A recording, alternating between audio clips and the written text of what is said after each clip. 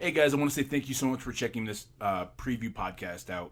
I'm trying to start up a podcast with me and my friend Dominic. We are wrestling fanatics. We love wrestling, everything about wrestling. Point of it all is that we always want to talk. Every time we talk about wrestling. We have always been wrestling fanatics, and at the same time, we have our opinions, we have our views. We've actually done so many. We've had so many in-depth conversations, and we thought to ourselves, "Man, wouldn't that be great if it was just a podcast?" Just get together and start recording. Hit the record button, start talking about a lot of things. And we have had so many great conversations when it comes to wrestling and our views on wrestling. They are strictly our views, our opinions. They do not reflect anybody else's but our own. And I hope that you guys enjoy this little preview episode. We talk a lot about just the little snippet. We talk about Hall of Fame, talk about careers of certain wrestlers, and so on and so forth. But I want to say thank you guys so much. Let me know what you guys think, and if this is something that you want to hear more of. Viewer disclaimer, or viewer listener disclaimer: we do cuss, we do say naughty words, but at the same time, it's just how passionate we are, and I hope that you guys enjoy it. Another disclaimer is that the audio in this, Dom was actually on the phone with me while we recorded this, so the audio quality isn't that great, but hopefully you guys enjoy it and you guys find it entertaining. With that being said, let's get into it. I honestly think, okay, there should be four people. There should be four people that go in with the NWO, for the NWO. Eric. Yeah. Hogan, Hall, Nash, and Bischoff. I think those are the three. Okay, let's stop right there and why in the hell is Eric Bischoff not in the Hall of Fame? Why in the hell is Paul Heyman not in the Hall of Fame? These are icons not only in WWE, but I mean as in wrestling. Period. Yeah, I'm honestly stumped on that. That it actually makes no sense that either one of them is not in yet. They should for sure be in. I mean, I've heard 83 weeks, and Bischoff's talked about it. He's kind of like, if it happens, it happens. He's not campaigning for.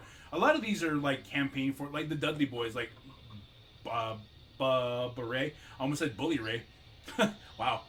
But Bubba Ray was just like, I don't really care, but the only reason he did it was because Devon. It meant a lot to Devon. Devon wanted it. Yeah. Which, So. I mean, I understand Devon wanted it. But if we're real, the fans wanted it, and they deserve it. And they the Dudleys need to be in the Hall of Fame, because the Dudleys being in the Hall of Fame, it's gonna be what makes Edge and Christian and the Hardys being in the Hall of Fame make all the sense in the world. Okay. Yes, icons separately, but together is how they got there in the first place. So the Hardy Boys are not in the Hall of Fame, are they? No, not yet. Okay, who do you think inducts the Hardys? I don't know. Can I make a suggestion? Gangrel.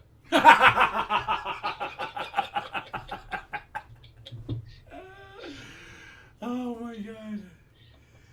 Oh, I would stop watching wrestling if that happened.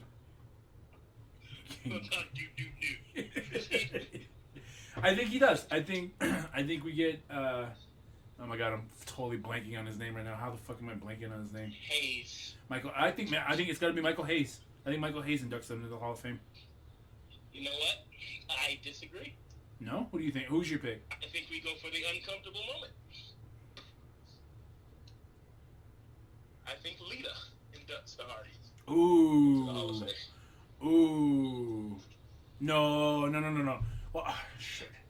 Yes. I think okay, so heal me.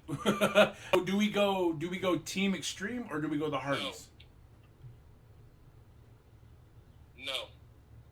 Under no circumstances Lita go to the Hall of Fame. Lita is in the Hall of Fame. So there's that.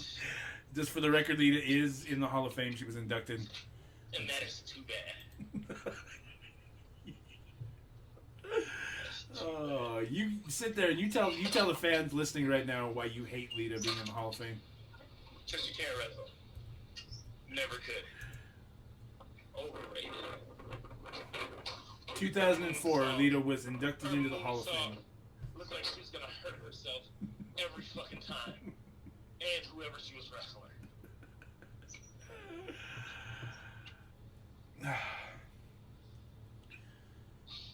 I'm gonna let that marinate there for a minute. That you are in full disgust of Lita and the words Hall of Fame, or even a sentence, even a factual. Yo, you say that, but I said Virgil, and there you go.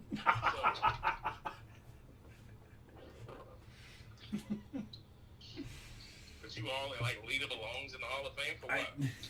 What did she do?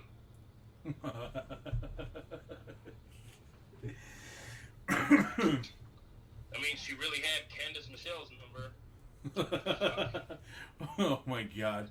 Whoa. The fact that you just compared Lita to Candice Michelle. Kiss my ass. What the fuck? What's that about?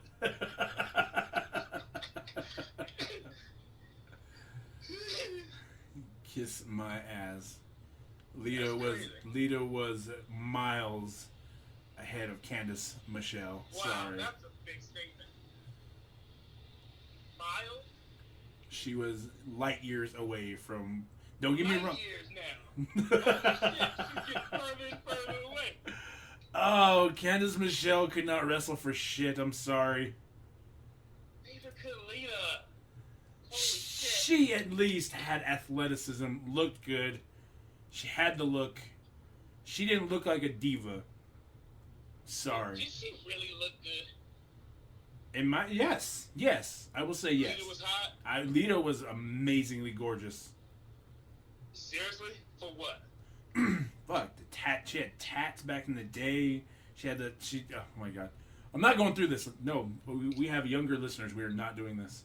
No, man, I need you to explain to me what makes Lita. Let's go on record. You and I have both agreed Charlotte Flair is the GOAT. She is the greatest of all time. Nobody can touch her. Agreed? We've never seen anything like her before. No. So she's the best wrestler in the world today. I'm not arguing that. She's the best wrestler in the world today. Absolutely. Yeah, I'm glad you did that instead of me sounding like some He-Man woman-hater. Glad you did that. No, because I think that, like you said, there's never been anything like Charlotte Flair.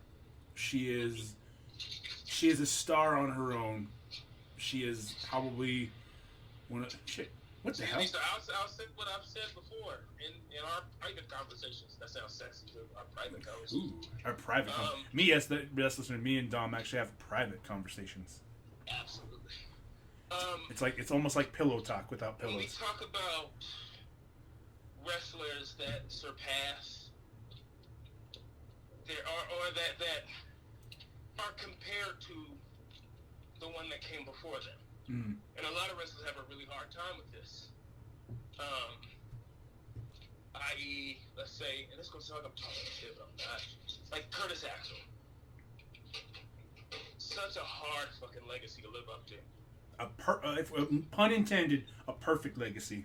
It's so hard to live up to a guy that was absolute perfection in the ring. And that his star shined as bright as it did. Right? Kurt Hennig was Mr. Perfect.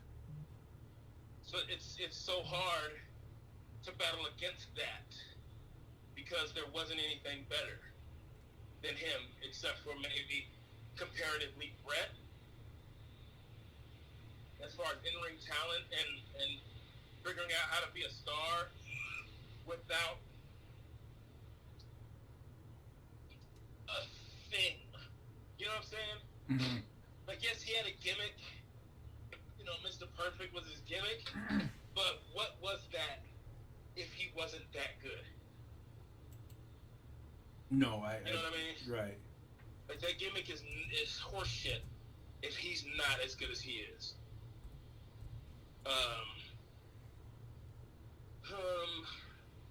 So I feel bad for a guy like Curtis Axel. But we have seen the other way around on plenty of occasions, especially with today's group of people.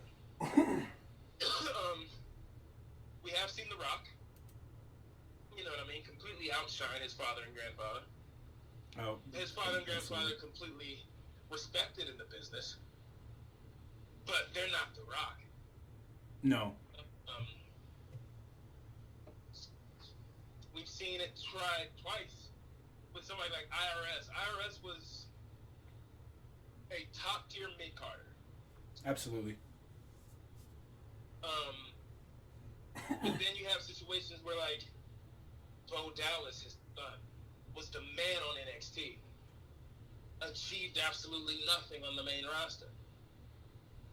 And then you have his other son, who was Husky Harris. And mind you, when they brought Bo Dallas over, they had all the intention in the world with him. Oh no, he had a push going. He definitely had a huge following.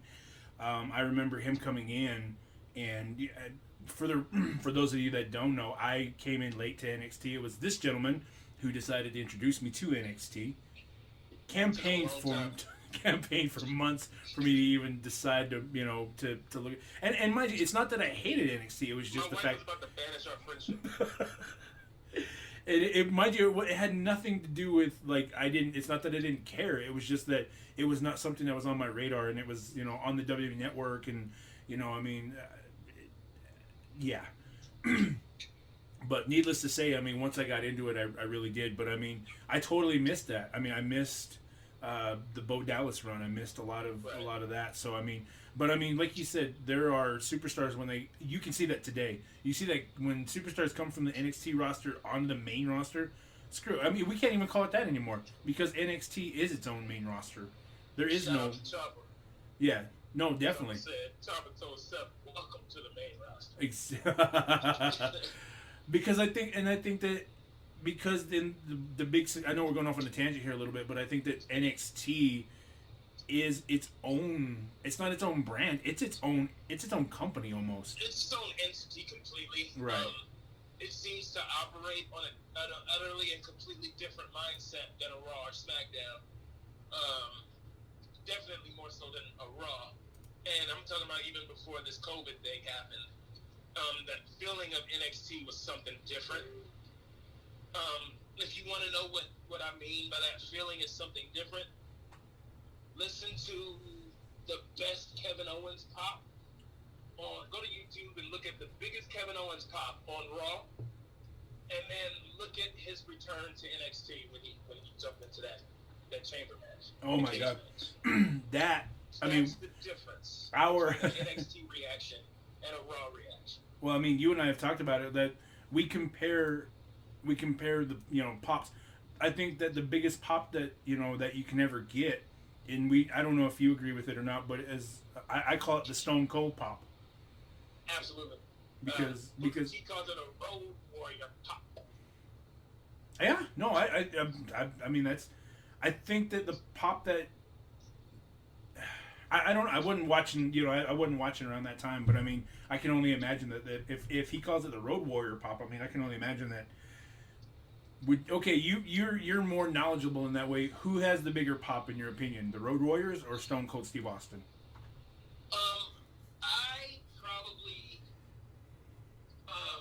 would have missed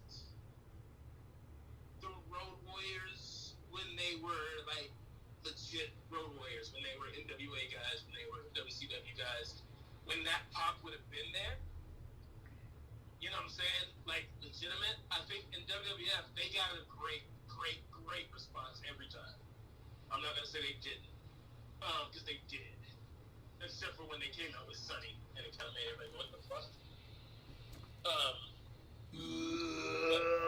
What a rush. So when they came out with Sunny, they were well past their Road Warrior pop days, I think.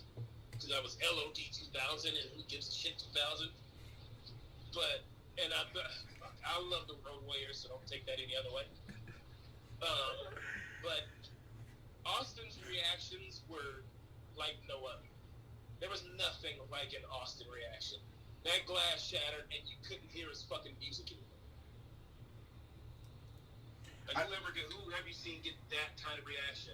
Well, I mean, you could. There was times where you'd be watching wrestling, and Austin's glass would shatter, and you would hear the glass shatter and the initial da da da, and then you couldn't hear anything else.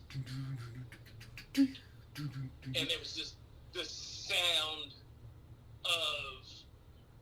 It almost sounded like a hurricane. Stand back. I was waiting for you to do that.